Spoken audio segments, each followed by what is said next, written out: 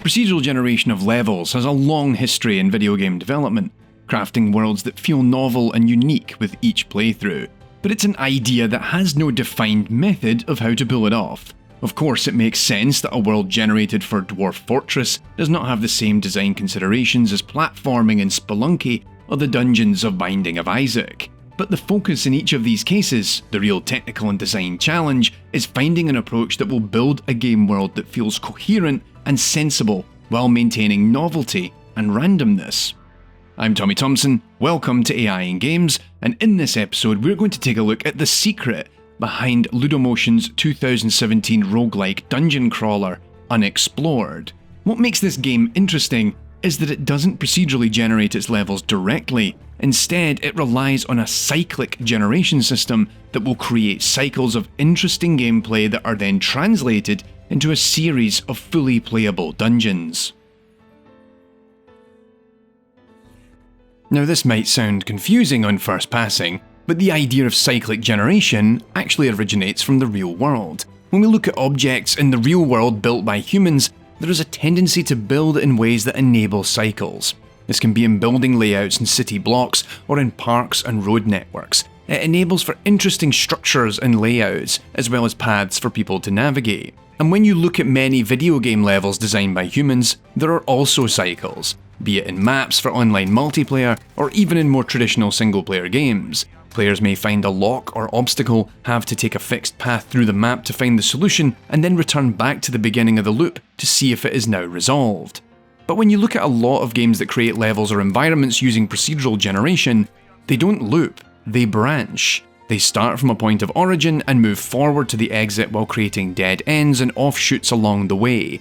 While this works well, it's increasingly noticeable as levels increase in size, and quite often the design of a game will mitigate against this. Spelunky's levels are constrained to a 4x4 grid of rooms, and branches are made more appealing, first with collectibles, and then items that help destroy parts of the terrain. Meanwhile, Dead Cells levels are much larger, but exploit this as part of the risk-reward trade-off, spawning useful items and boss cell doors down dead ends, but then leaves portals throughout the level to allow you to teleport back to the last fork in the road. And this is what makes Unexplored so interesting, in that it generates levels that are typically smaller, but have rather sophisticated structures and puzzles designed to be solved either on the way down to collecting the Amulet of Yendor, or alternatively, on the way back up as you try to escape.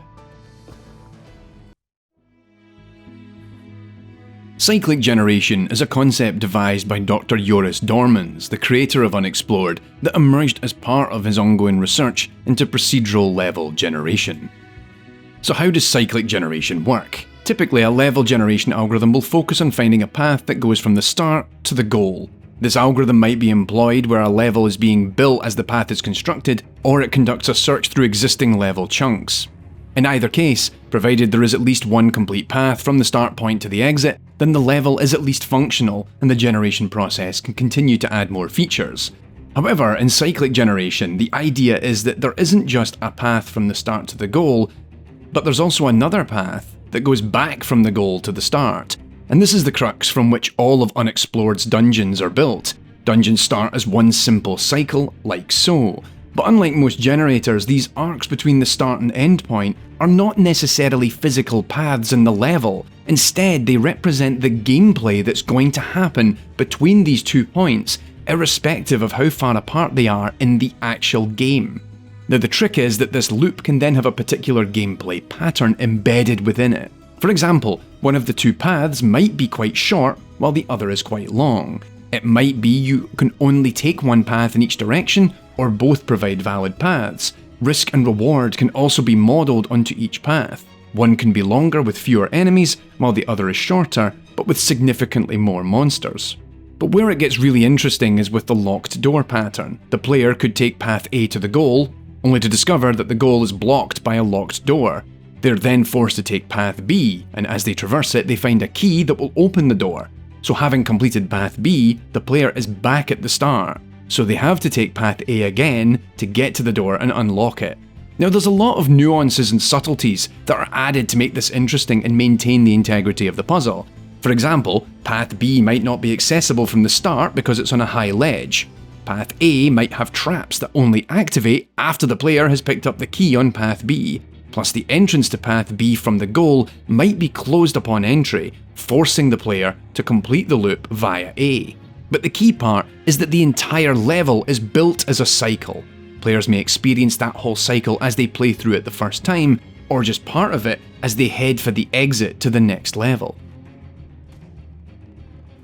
But the real trick of Cyclic Generation is that provided the pattern within the cycle works, then more nodes can be added. But they're not added next to the current cycle, they're added into the cycle. The dungeon cycles are built in a transformational grammar system that allows the current mission graph to be transformed based on a variety of rules built by the designers. This can mean a new node can be added to the graph that extends the cycle and introduces a new part of the dungeon, a shortcut from one part of the map to another, or a new room full of traps and monsters. Or instead of a new node, it could be a rule that embellishes existing parts of the dungeon. This can mean adding a theme or property, such as a style of room to be used, or a treasure chest that will appear in the room when the mission graph is translated into a playable dungeon. But each map doesn't need to be only one cycle. The pattern system can be used to nest a new cycle inside of an existing one. There might be a second lock and key cycle injected into one of the existing paths, or a new split path is added into another segment of the map. Patterns are encoded using a design tool called Ludoscope, a system previously developed by Dormans as part of their formative research in level design principles. Users are able to encode the mission structures they require and the patterns and rules they wish for it to have available.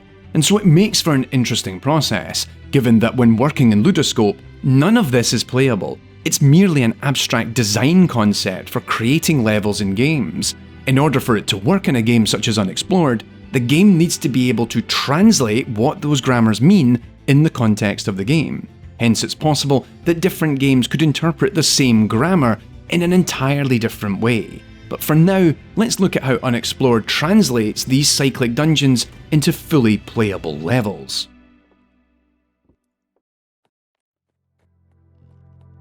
In Unexplored, the level generator needs to create 20 complete dungeons for any given run. But each is designed such that they can be solved in either direction, given once the player has worked their way down to the very last level to grab the Amulet of Yendor, you then have to traverse back up to the starting point in order to complete the run. The Cyclic Generation is designed to enable this. Given when a cycle is built, it should be plausible to reach the goal from the starting point, and vice versa.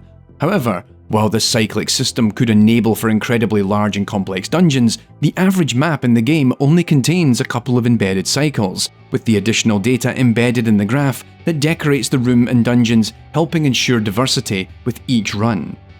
But the big question here is, how do the mission graphs translate into a playable dungeon? There's the issue of mapping the graph onto a limited game space, as well as how the lock and key puzzles from the mission cycles can be translated in multiple ways in order to enable some diversity to the design of each dungeon. So first up, how does the game build maps from the level graph?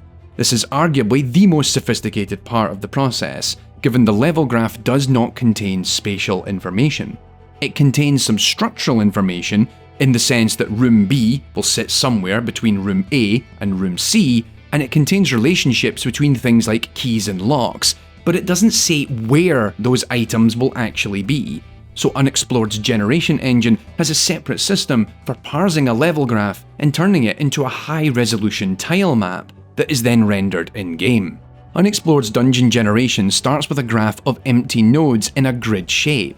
It then runs the Cyclic Generation system on this node grid to build a dungeon. Now this is something of a compromise, but it's really a clever design decision that ensures that any dungeon generated will map onto a fixed two-dimensional level space.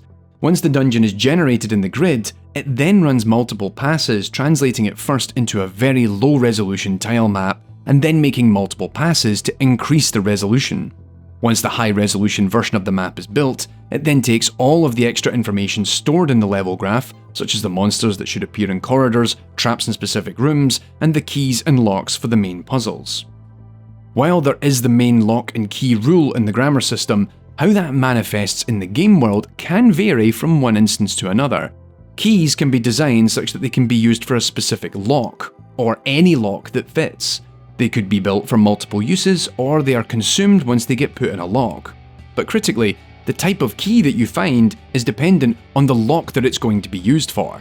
Contrary to the terminology used, locks aren't always padlocks on doors, and keys are not always physical keys. Unexplored has multiple types of key lock combos, and the idea of what key lock combos are and how they're designed lifts from similar tropes found in the likes of classic Legend of Zelda games. So for example, you could have a physical key that needs picked up and used in a specific lock, known as a conditional lock, but the lock could be an enemy and the key is a weapon. Or the lock is a pit of lava that will hurt the player to cross it, but there is a potion nearby that will make you immune to lava for a short time. This is an interesting key lock combo, given the key is a perishable item, and once consumed it cannot be used again. Meanwhile, the lock is what is called non-conditional, meaning you don't need the key to unlock it, but it will certainly make your life easier if you find it. Locks can have a variety of features. They might unlock permanently or only temporarily, if you open them, for example, using a timed switch. Some locked doors with switches can be re-locked by hitting the switch again. Locks can also be unidirectional, such as a collapsing bridge, meaning that once you cross it, you can't go back. In fact, one of the most interesting features is that some locks can be designed to be unsafe, meaning that sometimes, depending on how you've played your run of the game, there's no guarantee that there is actually a key that will enable you to unlock it. This isn't something that's used all that often, given the main key lock cycles that let you complete the level will be safe and therefore guaranteed to have a solution. Unsafe locks are more likely to be found off the main dungeon path, for the likes of secret doorways that give you shortcuts through the level.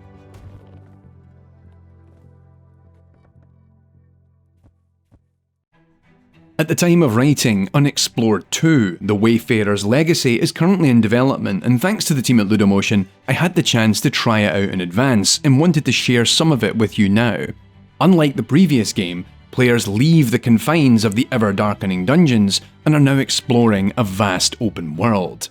While players have these new environments to explore, there are still dungeons that are part of each playthrough. The Cyclic Generation system is still very much in play, but the focus is not just how the mission grabs are being translated, but new grammars are being built for different parts of the game, with separate generators now in play for open world design, environmental puzzles, dungeon design, and even the overarching narrative of each playthrough. Unexplored 2 is currently lined up for a 2021 launch, and I hope to be back with a video later in the year where we get to go into even more detail on the big changes under the hood. In the meantime, links are in the description where you can find out more about the game.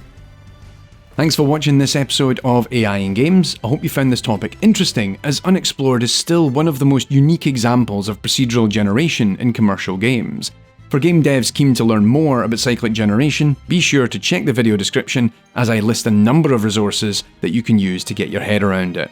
Plus, a special thanks to Joris Dorman, the creator of Cyclic Generation and Unexplored's game director, who shared with me some of the materials I used in this video, double-checked I wasn't talking nonsense, and also for giving me a chance to play the current build of Unexplored 2. AI in Games is brought to you by my crowdfunding supporters on Patreon. To join our community, vote on topics, and have your name displayed alongside all of these lovely people shown right here, check out the links on screen and in the description.